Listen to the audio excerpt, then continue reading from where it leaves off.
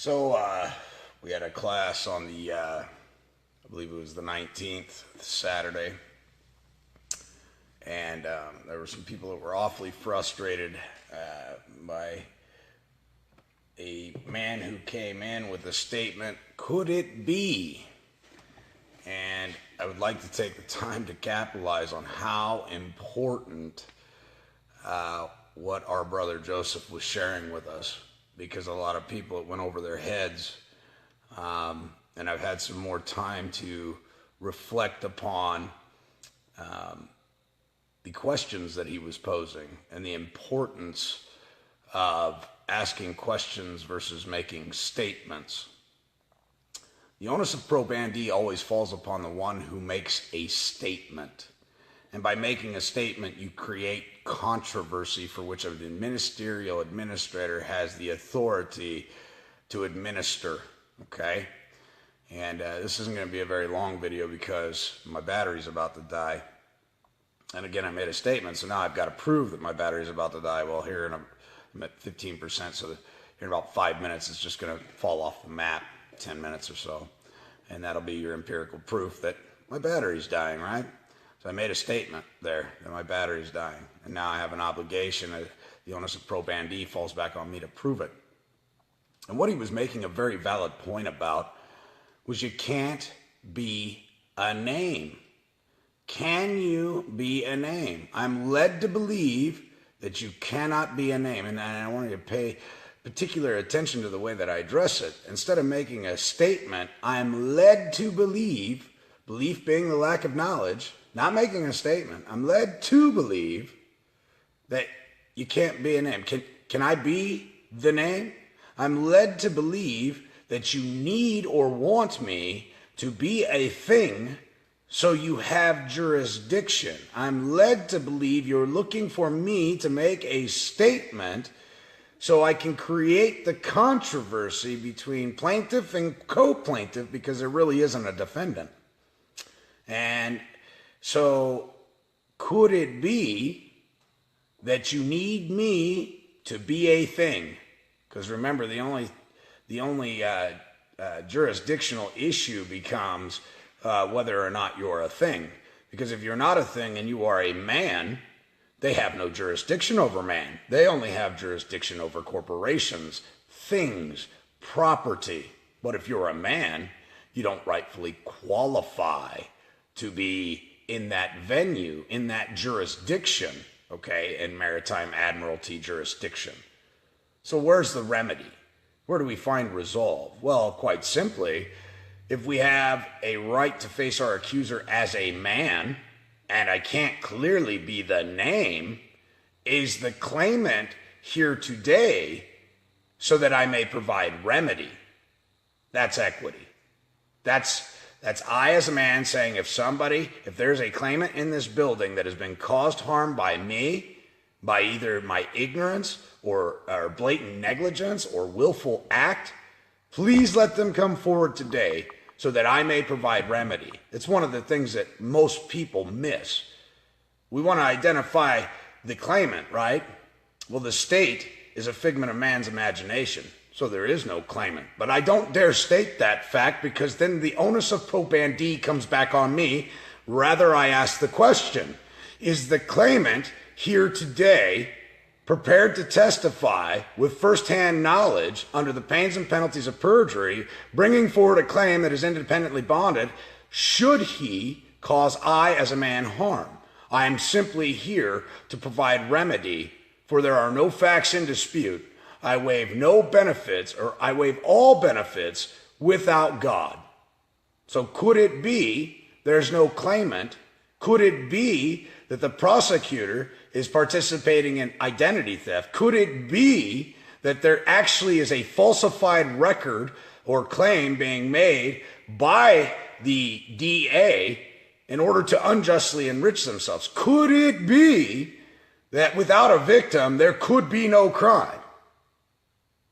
Everybody was pretty flustered with our brother Joseph the other night, and he may or may not have been drinking. I can't affirm that, because if I make a statement, then of course I have to prove it. And it's hearsay at this point coming from me that if I believe he was drinking, that's a lack of knowledge. Could it be that he was drinking?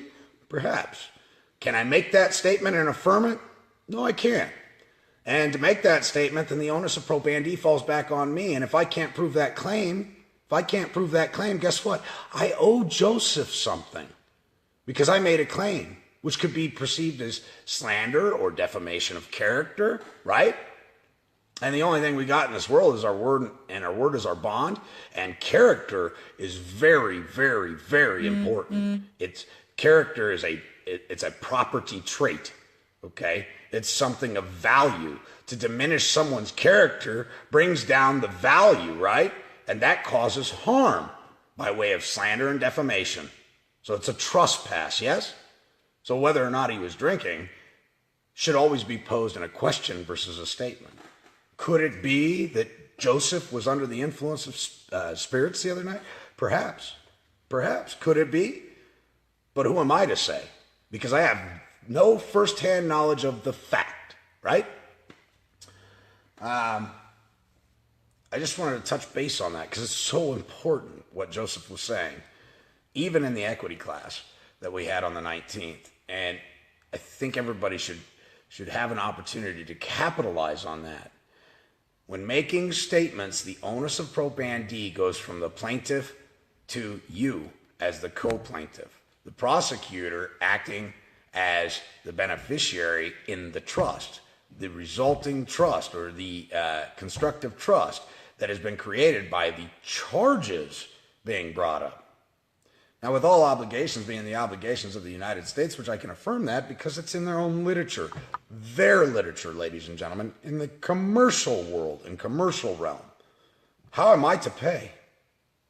You know, I'd love to provide remedy if there's a claimant here today that is going to come forward and state the harm, injury, damage, or loss that was caused by I, whether through willful negligence or just sheer ignorance, or there's a contract out there floating around that I have a obligation to fulfill as a man. I would love to provide remedy today. Case closed. It's over. It's done. There's nothing they can do to you. Same thing with child support. They allege I owe a debt, right? But it's not I that they speak of, for they speak in tongues. They speak in riddles, because what's truly on the documentation is not English, ladies and gentlemen. And in order to have an ascension of the mind, we'd have to be speaking the same language. I would have to have a grammatic expert professor come to the court and subpoena him to the court, or her to the court, to find out whether or not what they're really legitimately doing is communicating. For all intents and purposes, it's trickery of the mind to get you to unknowingly consent in their legal realm to being a thing. The presence of the body waives the error in the name. The pleading waives all errors in the process. If you plead guilty, not guilty, no contest, you just waived all the errors. Your appealable issue is out the fucking window. It matters not. It's gone. But I'll tell you this much. If you have to go to an appeals court, if you're forced in that direction, one of the best things you could know is, could it be that you need me to be the name? Could it be that there is no claimant here today to state a cause of action? Could it be you lack subject matter jurisdiction because of that fact? Could it be, if nobody is a party of interest here today, a man or a woman stating a claim, then there is a claim being brought forth for which relief cannot be granted? Could it be? The appellate court never hears the audios in the room. Ever. Ever. It's all based upon what the stenographer has typed up, verbatim, allegedly, from what comes from you and your spirit and your essence. I can violate the letter of the corporate statutes, codes, policies, city ordinances all day. There's nothing they can do to me about it. Not a damn thing, ladies and gentlemen, because they can't deal with a man. And I am not a volunteer servant, okay? I am not a volunteer to their construct and the fiction of man's imagination. I seek no benefits from their creation at all. I only serve one master, one. Therefore, I can't take directives from another alleged master, right? Because I only follow one, our Heavenly Father, who lives within each and every one of us. Everybody always points to the sky. You need to start looking in the mirror through the windows to your soul to realize the God conscience is within you, to do good works for your fellow man, your fellow brothers and sisters. So could it be that everything they're doing is to fleece you of your labor for your ignorance? Could it be? Right? Somebody needs to make some hats and shirts that say, could it be? So you can start going into court, and when you get lost, you can go, huh, could it be that you need me and want me to be the name? Can I be a name? Just that alone ends the court case. Even if they continue to proceed on, you just keep kicking that dead horse because they can't overcome that shit. Could it be there's no claimant today, and that's why the prosecutor's change is jingling in his pocket over there because he's nervous as a whore in church on Easter Sunday? Could it be that he hasn't repented and he's bearing false witness against his fellow brother and man under a title, under the guise that he's doing something great for society? Could it be that he's a liar and bearing false witness, which is a crime? Could it be that he's engaged in fraud upon this court by bearing false witness, by presenting alleged charges and allegations that he himself cannot testify with firsthand knowledge? Could it be we have a rat in the woodpile? Could it be?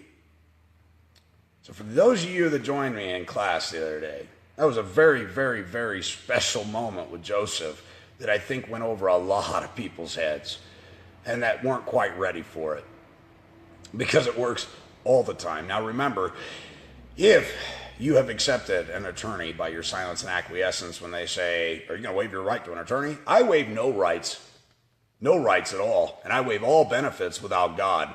And I'm pretty firm on that. In fact, I'm absolute on that. Without question, I stand with conviction. I waive all benefits without God. Period. I don't need man at all. Right? And so when you're waiving their system, when you're waiving their benefits, and you stand firmly on sound principles and law. Law is very simple. Do no harm. Don't bear false witness against anybody. Mind your business. Take care of your own. Love thy neighbor as you love thyself. And that and there becomes an issue with most people because they truly don't love themselves anymore. They live in a gluttonous world where they take 5,000 pictures of themselves every day in vain and vanity because they need somebody to accept them for who they want to be or wish to be or they need to be liked. But the truth is, you can't love your neighbor until you truly love yourself. It's about waking up. It's about ascending of the mind. It's about saying enough is enough. No other man wearing a badge, a title, operating through title, has the jurisdiction, all right, to tell me what to do, absent an actual injury to another, period. Could it be that when the cop turned on their lights and I merged to the edge of the road, could it be I was just getting out of his way because he declared an emergency and obviously there was somebody he needed to go help? Could it be that that's why I pulled to the side of the road? But no, what's the cop say? Comes to the car right away and he says, well, you know why I pulled you over? And most of us are so ignorant, we go, not sure. I was speeding. Right there, you just created the controversy. You just accepted what he is saying. You just pulled yourself into a commercial realm when you could have said, could it be I merely got out of your way because you declared an emergency and I was just merely merging to the right side so you could go by and handle that affair? Do you need my help? Could it be that the reason I stopped is because you might need my assistance, and as a lawful man, I'm here to render aid to my fellow brothers and sisters if it be required of me? Could it be? How quickly we can turn the table with a different mindset. I've done this stuff in court a lot of times. Everybody's got magic potions, special spells that they write on paper. Most of the stuff I've done in a court, ladies and gentlemen, doesn't require paper. A little bit of bravado and brass balls and knowing who the hell you are makes a big difference in saying it with conviction, not wavering when they threaten you with direct contempt of court. All right, I need a little bit of clarification. Could it be the statutes, codes, city ordinances, and provisions don't apply to me, including contempt of court, direct contempt of court, right? Because direct contempt of court only applies to agents and agency, correct? Could it be there is no contractual nexus between us? Could it be that there is no controversy here, right? Could it be that your only job is to offset and balance the books for these alleged felonious charges that have been created, and that could it be that you have an obligation as a fiduciary trustee in breach of public policy, breach of your oath of office, breach of public trust, to balance these books out and return the trust res to I as a man and make me whole? Could it be? I want to thank everybody for donating to the class to help me continue to do what I'm doing. Class is being uploaded to Mega at this point, and I will be sending that out to everybody that participated. Share it with who you like. After all, I'm not like the rest of the people out there that are granting information or gifting information to people and saying, if you turn around and give this to people, I'm going to come after you. That's such cockamamie horse shit. Nobody's got time for that. It's time to stop feuding and fighting amongst each other over race, over religion, over all this other stuff, and get clarity on who really is usurping your power by imprisoning your mind through indoctrination. And I guarantee it's not me. It's not your next door neighbor. It's not the people who are talking on Facebook to one another, trying to ascend of the mind, trying to find a path. And let me tell you this, ladies and gentlemen, in over 10,000 years, if there was a clear-cut path to divinity, to finding the truth, to a method of execution to be left alone by these pirates, by these gun-toting, thieving morons on the side of the road, trust me, after 10,000 years, somebody would have a direct path. There is no direct path, ladies and gentlemen. The path is carved by you because you are unique, you are individual, you are a man or a woman who has his own path or her own path to travel. There is no direct answer. There is no right or wrong answer. It's whether or not you have the gumption and the tenacity to stand for yourself, stand for your fellow community, and stand for your brothers and sisters. That's what it boils down to, ladies and gentlemen. And you're not going to go find God. Good luck. If you're out there looking for God, you won't find God. God finds you when you're in the barrel of despair, when you're in the bottom of that barrel and you got nothing left to lose. That's when he'll reach out and touch you. I promise you that. You can look for God all day long. You may never find him. But if you sit there and you contemplate and you think about all the things that need to be changed in your life to ascend to the mind, and you sit there and you ask for his help, and you ask for his forgiveness, and you start reading that good book, ladies and gentlemen, he'll come to you.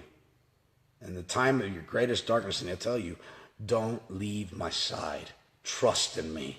I will walk you through that furnace. I will walk you through that fire, and you will come out the other side with a higher understanding and the competency to be able to perfect and protect your family, your friends, your community. And that's what we need today.